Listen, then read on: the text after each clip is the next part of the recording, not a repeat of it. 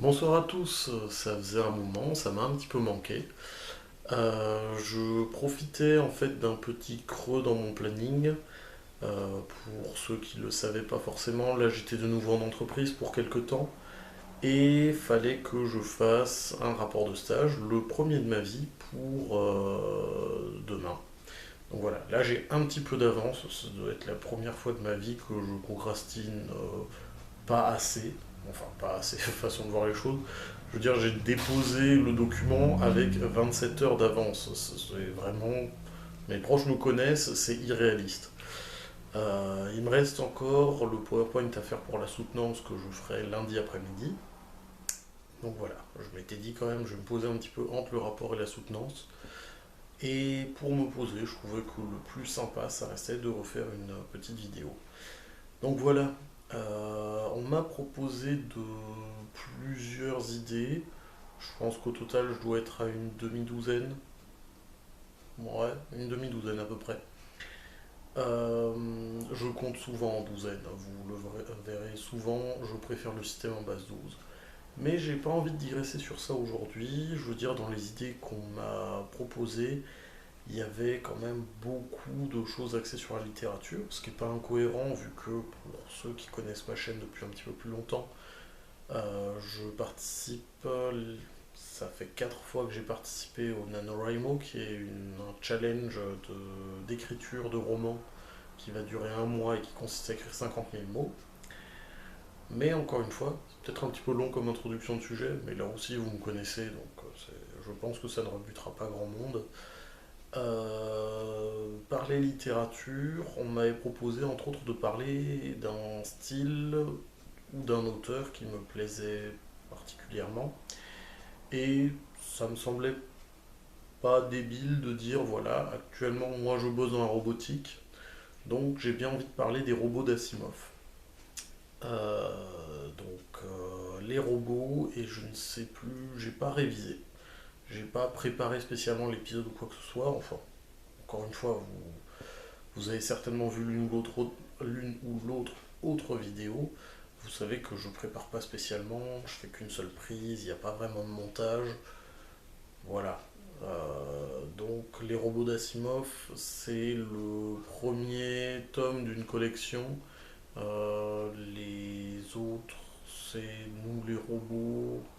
Je sais plus je sais plus exactement. Il doit certainement y avoir aussi le sommeil des robots, quelque chose comme ça. Enfin là je donne les titres en français.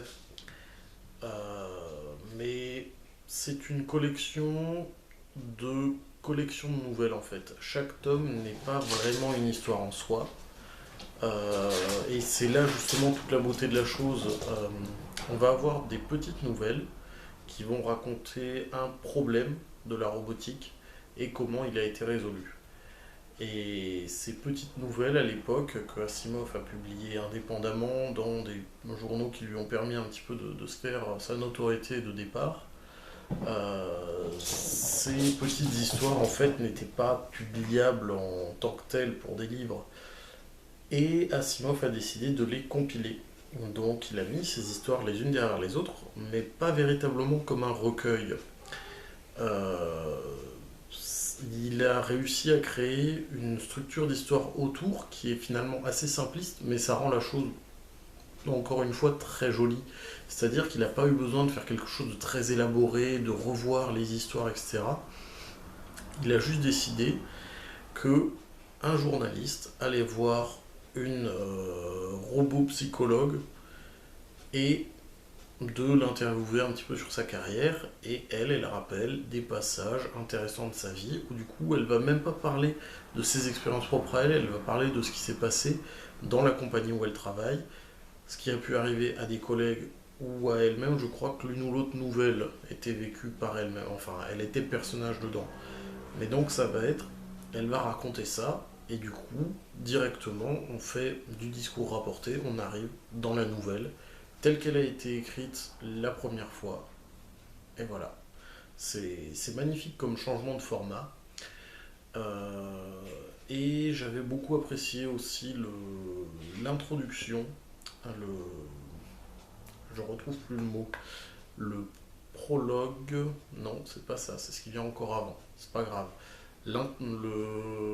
Vraiment l'introduction à la collection de recueils de nouvelles, du coup, qui était faite par Asimov et qui expliquait qu'à son époque, euh, les robots étaient très mal vus. C'est-à-dire que c'était un petit peu la boîte de Pandore de l'époque, on commençait à en voir certains, il y avait une vraie crainte par rapport à ça. De nos jours aussi, j'ai envie de dire moins, mais il y a encore cette peur de ah, les robots vont voler mon emploi, ce qui peut être justifié dans certains cas, mais en fait ça fait juste des transferts d'emploi et ça permet d'alléger quand même. Enfin voilà, je bosse dedans, donc forcément j'ai un petit peu un parti pris là-dessus. Euh, mais il disait que c'était très triste parce que quand ça apparaissait dans la littérature, à chaque fois c'était quelque chose qui tournait mal, obligatoirement. Et il n'avait pas envie de faire quelque chose de très naïf non plus. Je me... Alors, clairement, je ne vais pas m'identifier à Asimov, ce serait très prétentieux de ma part, mais j'ai envie quand même de faire un petit parallèle avec ça. Pour ceux qui ont eu l'occasion de lire un petit peu ce que j'ai fait, désolé pour le bruit parasite, les chats sont un peu excités ce soir. Parce que oui, par rapport à la dernière vidéo, maintenant il y en a plusieurs. Voilà. Et je sais plus où j'en étais, oui, si. Donc c'est prévu qu'il y ait une énième réécriture et j'espère cette année pouvoir proposer quelque chose de potable à un éditeur, quitte à me faire envoyer sur les roses, ça c'est pas grave, mais au moins avoir proposé quelque chose, avancer dans mon projet par rapport à ça. Mais moi je fais de l'anticipation, pareil, qui n'a pas pour but d'être naïve, c'est pas ouah, trop bien, on a un futur génial, etc. Non, je suis sans doute d'ailleurs beaucoup plus sombre qu'Asimov là-dessus. J'ai pas le niveau de Douglas Adams, pour ceux qui connaissent un petit peu le guide du routard galactique. Euh, ou Good Omens, pour prendre quelque chose de plus télévisuel qui a été adapté d'un ouvrage de Douglas Adams aussi. Euh, mais je veux dire, voilà, c'est pas pour. On va pas nier qu'il y a des problèmes. Il en existe et on va essayer de faire avec. Et véritablement, dans les robots, dans les différentes nouvelles qu'il a, c'est ça, à chaque fois, on a un vrai problème qui existe, un vrai problème qui peut se poser. Alors pas forcément tout de suite, parce qu'il y a quand même des robots qui ont des cerveaux, ce qu'ils appellent les cerveaux positroniques, qui leur permet de réfléchir presque aussi bien que des humains, en tout cas avec le même niveau de complexité.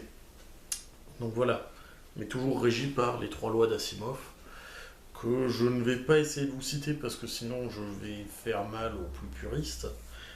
Alors je ne vais pas les citer directement, mais en gros l'idée c'est que un robot doit toujours obéir aux...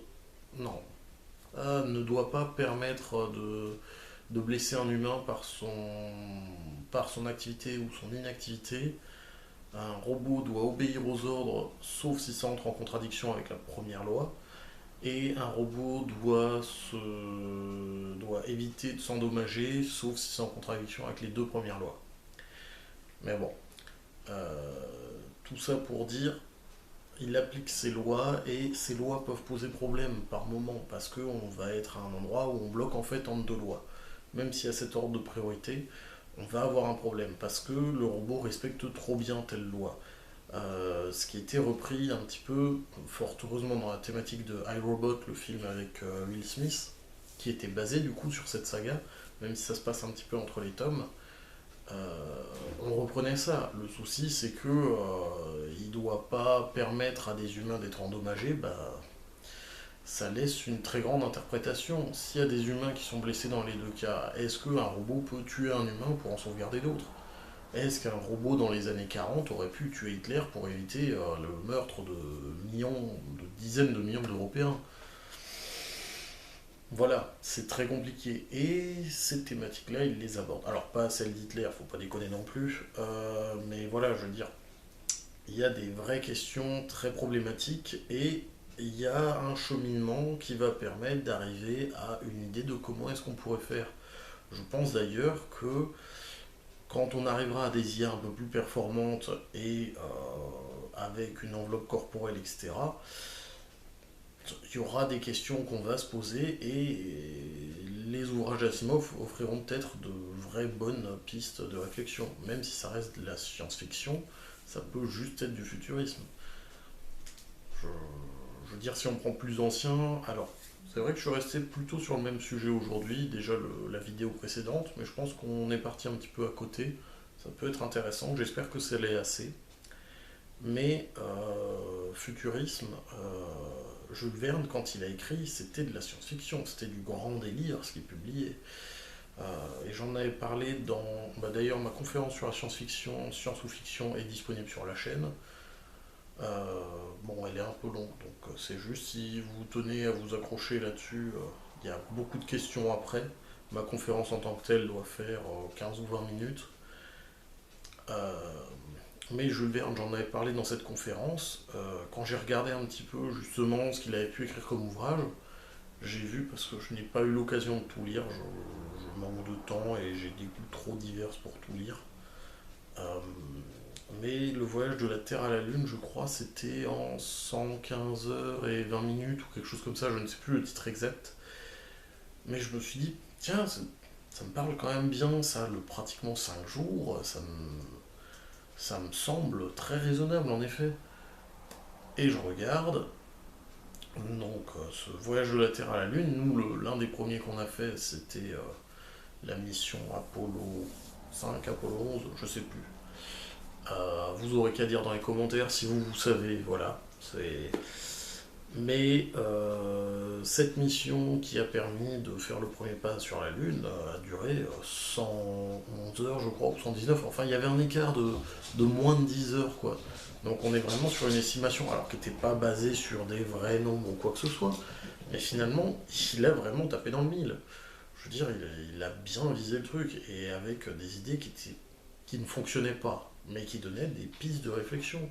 Typiquement, ça a l'air con dit comme ça, mais avoir une fusée qui est pointue sur le dessus pour permettre une meilleure aérodynamique, bah fallait y penser quand même. Bon, après la propulsion, il faisait avec des feux d'artifice, ou il catapultait. Ah non, c'était tiré au canon. C'était tiré au canon. Et pareil, pour éviter de buter les astronautes dedans en les compressant totalement au fond, il avait prévu de matelasser le tout. C'est déjà pas mal pour l'époque. Le sous-marin, je crois aussi, oui, le sous-marin, il en parlait dans 20 000 lieues sous les mers. Eh ben, ça a donné des idées pour des développements par la suite. Et dans la conférence, j'avais justement quelqu'un qui avait dit, euh, je sais plus de, c'était peut-être une citation d'Asimov lui-même, mais qui disait que les œuvres de science-fiction prises individuellement ne sont que des rêves, ou j'ai vraiment pas la traduction qu'il avait fait à la volée, encore moins l'original sous les yeux, donc je vais probablement déformer. Mais bon, les ouvrages pris individuellement dans la SF ne sont que des rêves, enfin ça permet de rêver, voilà.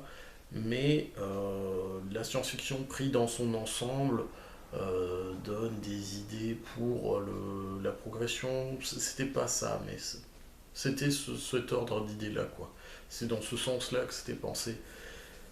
Donc voilà, moi aussi j'écris de la science-fiction, on est resté un petit peu là-dessus aujourd'hui. J'espère que le prochain épisode on pourra un peu plus en changer. N'hésitez pas à me donner un petit peu des idées en commentaire. C'est vrai que ma compagne qui est très calme là à côté, on ne la voit pas, mais m'avait dit ouais, je t'ai pas trop donné d'idées parce que je sais pas ce qui te tient à cœur. Mais je sais pas forcément ce dont j'ai envie de parler non plus. Il y a beaucoup de choses qui me tiennent à cœur, donc probablement dans les propositions que vous me ferez, il y aura l'un ou l'autre truc qui me parle plus et que j'y donnerai la priorité. Parce que le but c'est quand même que je me fasse plaisir. Je veux dire, c'est pas avec cette chaîne que je vais gagner de l'argent. Autant que ce soit agréable. Euh, mais voilà, n'hésitez pas à donner des idées, n'hésitez pas à mettre des pouces vers le haut ou vers le bas selon ce que vous en avez pensé, mais éventuellement avec un commentaire pour dire quand même pourquoi ça vous a pas plu, ce qui vous a plu, que j'essaye un petit peu de rester là-dessus aussi. Et n'hésitez pas à partager si vous connaissez des personnes qui digressent aussi, qui peuvent parler de tout et n'importe quoi et à qui ça peut plaire. Voilà, bonne soirée, au revoir.